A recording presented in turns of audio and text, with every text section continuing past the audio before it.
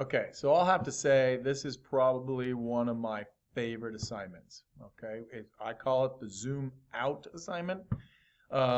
We've talked about creativity. We've talked about the book Resume and this concept of zooming out and keeping things unexpected. Okay, I really want an unexpected drawing today. And what we're going to do is we're going to actually take the drawing that we did at first. You'll remember that I did this drawing of an apple. And I want you to think about how can I zoom out and give something unexpected. In this case, if you zoom out and it's just a bigger table with more apples on it, that is boring. Okay. Here's another example of drawings that people did on the first day. This was done by a student. Okay, so here's a flower. This person kept it nice and light, but this one really colored in. I thought they did a great job. Here's an example of somebody. And pardon me, I'm going to sneeze. Oh, good thing you're not in the room, right? Here is a little jet plane. Super job going through the clouds here. And is that it? Yeah, I think, oh, maybe, no, that's it. Okay. So those are 4 different drawings that people did on the very first day when they colored it in all the way, did a good job with that, all right? And this one was mine. So when you're zooming out, what is unexpected and thus creative? So I thought about someone reaching into the refrigerator and grabbing apple cider. Okay, so that drawing is actually not an apple. It's a something to be an example for a apple cider. Okay, it's an advertisement. Okay, I remember. It wasn't this student who did this drawing, but there was another student who had done a flower. She had done a flower, and her second drawing was just a flower in a field. And I was like, nope, do it over. She was not happy with me.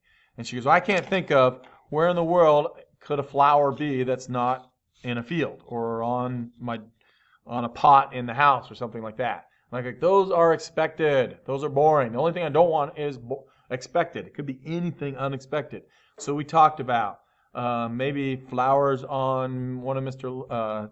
Nelson's ties, or what if about flowers on someone's dress, or flowers for an advertisement, or flowers on TV, or flowers on I mean, there's all kinds of ideas. Well, this was a super creative solution to this, and this student did, you know how the seed packet, they look like seed, they show you what the seed's going to look like, the flower's going to look like when you're done.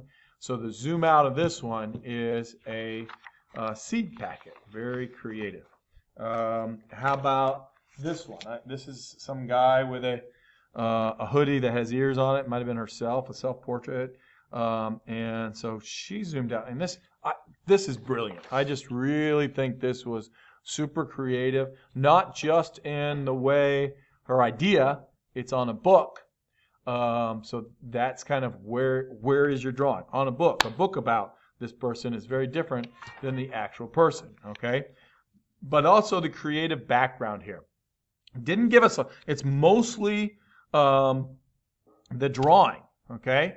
But we can tell that they're at the library. There's the other books. There's some carpet. There's a knee, like the someone holding it. And she didn't even draw the hands on here.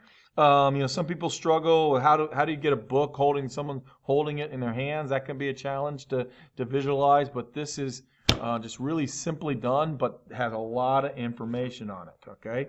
What was the other one? Okay, so there's this one right here, yeah. And I think my drawing for it is, right here. Okay, so this person had drawn the jet plane. So then he thought, what would be an unexpected thing? Well, that's a poster in his room. There's those bells again. Time to change class.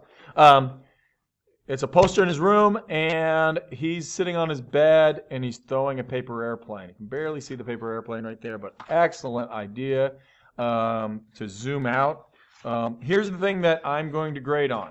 Number one, your first drawing should be clearly in your second drawing. Obviously, it shouldn't be two different pictures. These don't go together. I could pull anybody off the street and say, hey, do you see a similarity to these two pictures? Yeah, sure, I see that one right in there, okay?